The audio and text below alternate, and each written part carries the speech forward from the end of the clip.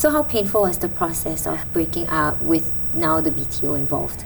So when we agreed to break up, I told him that I also want to cancel the BTO. Out of nowhere, he said that, how about like we keep this BTO?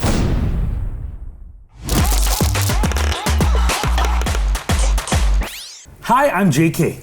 And I'm Jade Rasif. Welcome to the Situation Report, Where we keep you informed one situation at a time. And in the last episode, we spoke about BTOs and divorces. There was a study where 3 NUS professors found that the HDB's built-to-order scheme might be causing marriages that are earlier than usual, but also a rise in divorce rates.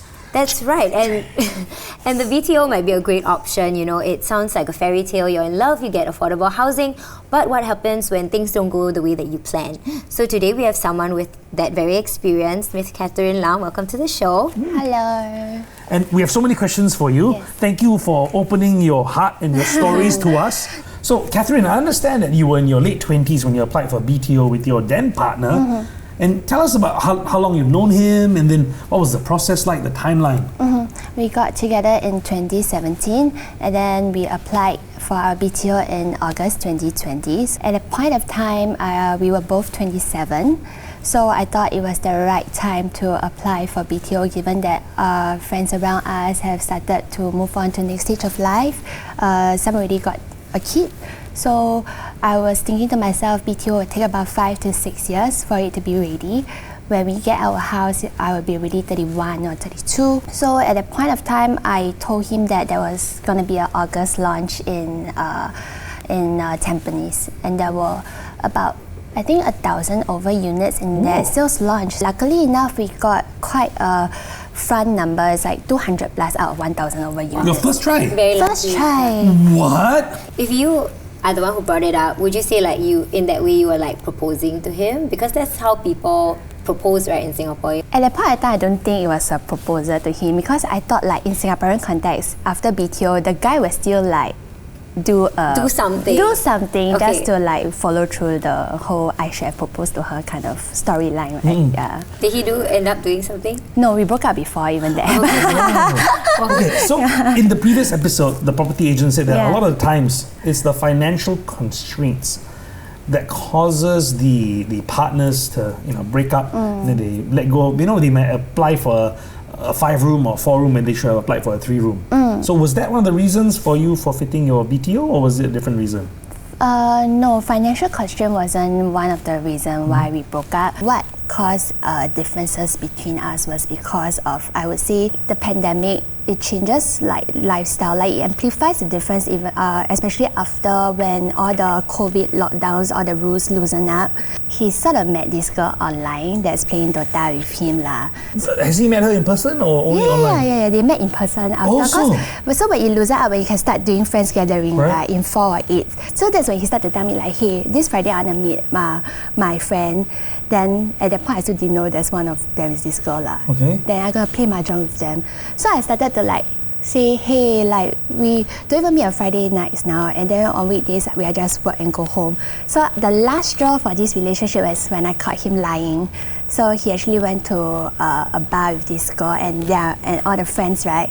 Then he told me that he's actually still hanging out, like thinking whether to go to a bar or not, but they were actually already at the bar. Did they get together after you all broke up? No, actually when we broke up, I still haven't like really confronted him in that sense. Are your guys romantically involved? He keeps saying, he keeps denying, but I have my own suspicions. Right. My big question is, when you thought, okay, this guy, cannot trust him, we have to break up. How many percent of that was thinking about the BTO? Actually, when I select the unit, I already have to give the $2,000 option fee. Right. And then I also have to sign on the form whereby we agree to deduct the 5% of the CPF. Then I think I was lucky I haven't reached the stage whereby they need you to sign the lease of agreement. When you sign the lease of agreement, you have to actually fork out even more. So thankfully, this whole thing deteriorated to the point that we broke up even before that. And you also lose a chance, correct? For the next... I will lose a chance, and then they don't allow you to ballot for another project 12 months later. But to me, that wasn't a concern because it's not like I'm ready to have another next partner that I want to go into BTO, so that was fine for me. So how painful was the process of, breaking up with now the BTO involved? So when we agreed to break up, I told him that I also want to cancel the BTO. He didn't agree immediately, so he took a while and said let him consider. Then later he came back to us with this suggestion out of nowhere. He said that, how about we keep this BTO? If you were to find a next partner, I will gladly change my ownership to his name. How does that work? Apparently, you can change the name away to another person. Can you do that?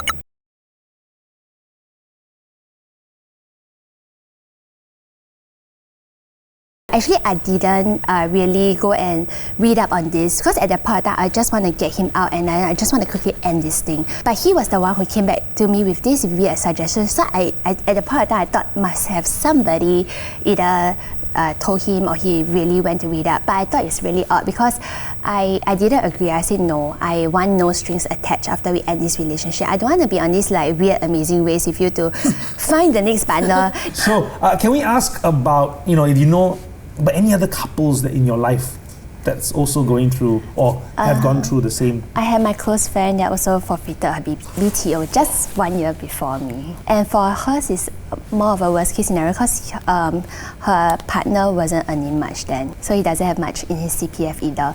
So when they booked the BTO, everything was from her CPF. So she was 100% out. Yeah. Then for our other mutual friend of friend, I also heard there was those awkward one where they bite the bullet, they move on with the BTO, right? Oh. But their relationship was probably like mine, already not in the best. They move on with the BTO, then it still didn't work out. They sort of live like a roommates, that kind. So they have each their own arrangement. But it's like a gentleman's agreement, let's get this done within 5 years. After this, we don't owe each other, and then we sell off the house. So I used to date a guy and he lived with his wife, but like roommates. Oh, and right. they all see separate. He was a married man. But I was I don't feel comfortable with it, and he brought me home to meet his wife. And it's his wife has her own boyfriend. He has his own girlfriend, and they have a 2-year-old child. With the wife.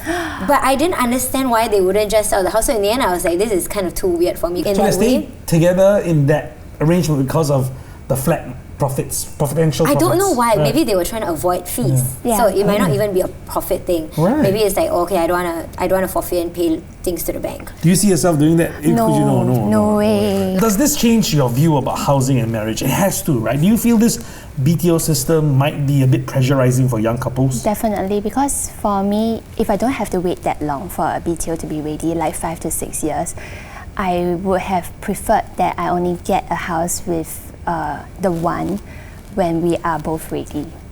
So I think that will help. So even for those younger ones, I feel that when you get into workforce, there will be even more temptations. And who knew, one of you have a sudden change of mind and felt that I should focus more on my career. I don't want to start a family. I don't want to be tied down. So all this, I feel that is factors that will come into play, but you didn't foresee because everyone have this positive mindset that we will definitely walk down the aisle together because we already BTO. Because in Singapore language, BTO is we are getting married. I see you as my fiance, etc. Like a steady, like a steady, super steady. Steady, like this confirm plus chop. When I was in NUS, a lot of people had that mindset. Correct. It's a local you thing that I want to BTO. The BTO is first and foremost in their minds because they want to build wealth, and then the marriage and partner is secondary. So it's actually the way that a lot of people think. We understand you're in a long distance relationship and you're actually paying for a house in Melbourne. Oh, Right now, yes, thank you. Wow. How do you meet this guy?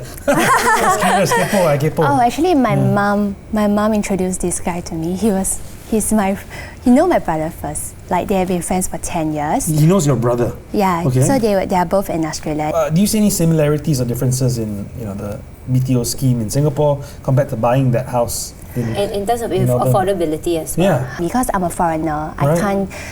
There's not much grant, so I can only loan up to like 70% of the house value. I cannot get home and land package. I restricted to only like buying those available house, if not apartments. So that's why with very limited choices, we're like, okay, the price is right, then let's do it. Comparing to Singapore, we had so many more grants, right? Like the proximity scheme, staying near your parents, and then also the combined income of the household. We also can get certain amount of grants accordingly. So in comparison, I feel that like BTO, we still get a lot more benefits comparing to now I'm a foreign buyer in Melbourne getting my own house. So I do see the merits of BTO. But then for BTO, I feel that like it is like a pro and con thing. Like if you meet the right person, it's really the perfect scheme that like government has planned for us. It's great, and like especially for young couples when we don't have much in our bank accounts, this one is really like we can just use our CPF to maximize everything. Advice is that for young people, don't be pressured to make the decision just because you feel that you are late to the bandwagon because you're at a certain age now, or because you see your friends are applying for BTO, or you feel that you need to be a mom or want to be a dad by 31, 32, you want to have a house. More importantly is follow your heart. You don't want to be wasting 10 years of your life over a house, and then who knows if there's even one more kid that comes in the picture. I feel that there's so much more to consider, and it's really not you anymore or him anymore. So I think it's best that like just follow your heart, because only you know yourself the best. For me, it's if you know, you know. But then again, if you know, you might not know. And with that, thank you so much for joining us on the show, Miss Catherine Lam, for sharing your experiences. And that wraps up today's episode of The Situation Report, where we keep you informed one situation at a time. My name is JK. and I'm Jade Rasif. We'll see you next episode.